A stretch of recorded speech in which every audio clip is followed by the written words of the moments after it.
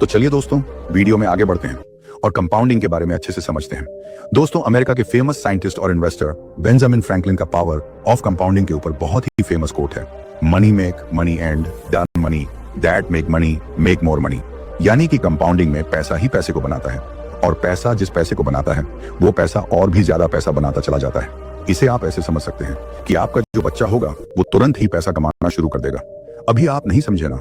ठीक है, इसे अच्छे से समझाता हूं। मान लो आप 10 लाख रुपए इन्वेस्ट कर दिए और अगर आपको मिलता है 10% का इंटरेस्ट तो वो होगा 1 लाख। तो अब आपका कितना पैसा हो गया? आपका पैसा हो गया 11 लाख। अब अगली बार जो आपको रिटर्न मिलेगा वो होगा 1,10,000। अब आपका पैसा कितना हो गया? अब आपका पैसा 12,10,000 हो गया। अब यही पैसा अगली बार आपको कितना देगा पता है आपको? अगली बार आपको रिटर्न देगा 1,21,000। अभी आपको यह पैसा बहुत कम लगता होगा, लेकिन आप टाइम निकालकर कैलकुलेट करना, 10 साल के बाद आपको जो रिटर्न मिलेंगे उसे देखकर आप चौंक जाओगे। फिर भी मैं आपको बता देता हूं, आपका जो पैसा है वो हो जाएगा 16,10,510 रुपए। अभी भी आपको कम लग रहा होगा, लेकिन यही कंपाउंडिंग 20 से 25 साल में 2 करोड़ के ऊपर निकल जाएगा।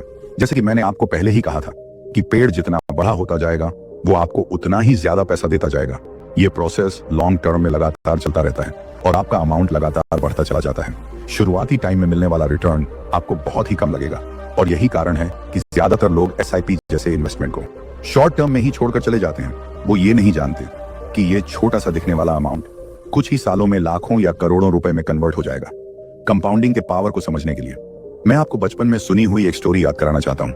आपने बचपन में एक कहानी सुनी होगी जिसमें कंपाउंडिंग के जरिए से राजा कंगाल हो गया क्योंकि उसे ये बहुत छोटा अमाउंट लगता था और एक गरीब इंसान जो कंपाउंडिंग को समझता था वो राजा का राज्य पाठ सब ले गया। चलिए इसे अच्छे से समझते हैं। एक नगर में एक ऐसा राजा था जिसे अपनी बुद्धि पर बहुत ही घमंड था। वो ऐसा समझता था कि इस पूरे राज्य में मेरे जैसा होशियार, अक्लमंद, बुद्धिमान कोई नहीं है। तभी एक दिन उसने अपने नगर में एक खबर फैला दी कि इस नगर में ऐसा कोई व्यक्ति नहीं है जो मुझे शतरंज में हरा सकेगा और जो भी व्यक्ति मुझे शतरंज में हरा देगा तो मैं उसे मुंह मांगा इनाम दूंगा। ये खबर आग की तरह पूरे नगर में फैल गई।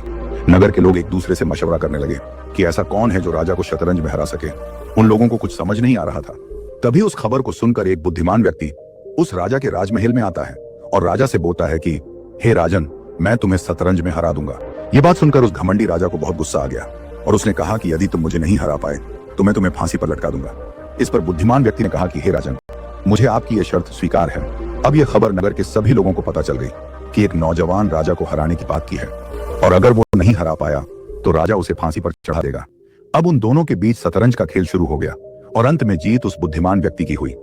ये देखकर राजा हैरान हो गया और उसने उस बुद्धिमान व्यक्ति से कहा कि हाँ बताओ, तुम्हें इनाम में क्या चाहिए?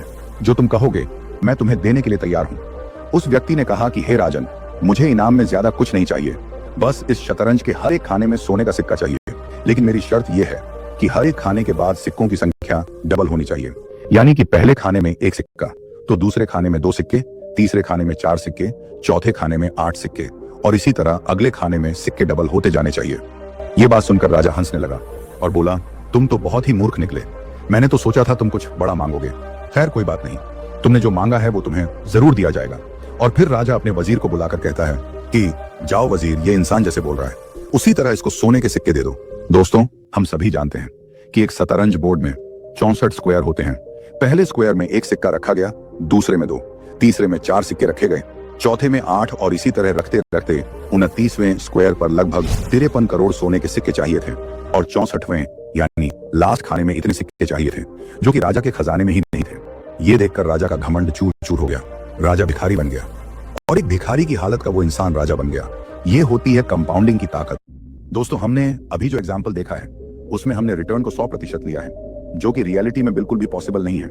रियल लाइफ में हमें मैक्सिमम 15 से 20% का ही रिटर्न मिल पाता है, वो भी तब जब आप किसी अच्छे म्यूचुअल फंड या स्टॉक में इन्वेस्ट करते हैं। तो दोस्तों, बचपन में आपने कंपाउंड इंटरेस्ट का मैथमेटिकल फार्मूला जरूर पढ़ा होगा, लेकिन प्रॉब्लम यह है कि आपको ये फार्मूला सिर्फ मैथ में अच्छे नंबर लाने के लिए पढ़ाया गया होगा, ना कि किसी फाइनेंशियल एजुकेशन के लिए। दोस्तों, इस वीडियो का